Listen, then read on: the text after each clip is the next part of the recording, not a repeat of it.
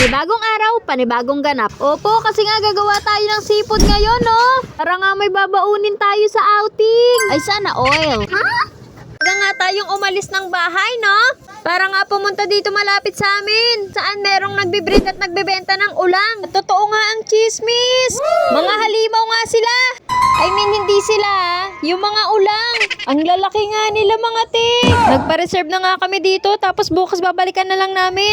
Bali, ang 1 kilo nga pala dito is nagkakahalaga ng 1.2. Nabukasan niya, binalikan na namin yung pinareserve namin. Sinama nga ulit namin sa Elion.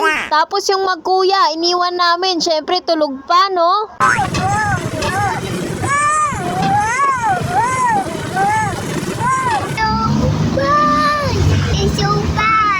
Nanggalan na nga ng buhay itong mga ulang kaya ready to pick up na. Nice. Yung ma-attitude na naman nga ang aga-aga. Oh, sabi nga namin kay Elion, hawakan niya muna yung mga ulang para mapicturean siya. Medyo nag-aalangan nga siya kasi baka daw pumalag. Pero nga daw pag pumalag, pagsasabungin niya na lang. O kaya sasakmalin na lang daw niya. I-unboxing na nga natin to. Wow. Scorpion daw. Pinagkamalan pang Scorpion ni Elion to. Bakit naman Scorpion, be? Grabe naman yan. Papakain nga muna sa Elion ng mga alaga niya dyan. Nai-stress nga yung manong. Paano tinutuktok daw siya? Ilirutin na nga ni Elion pero parang hindi pa rin siya kilala. Nai-stress ka magpakain.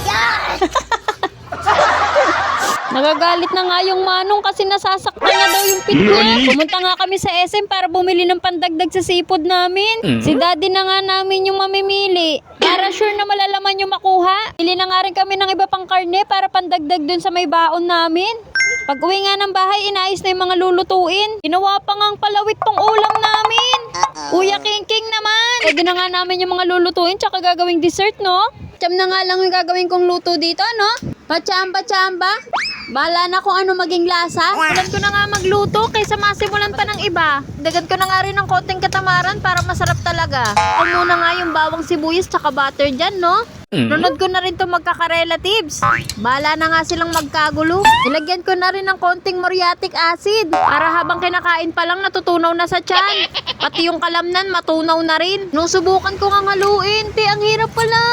Dapat pala palanggana na lang ginamit ko, Niksikan ko pa nga ng mais yan, no? O lalo tuloy silang hindi nagkasya. Kaya nga naisipan muna naming i-disqualified yung iba. Para lang maluto yung mais.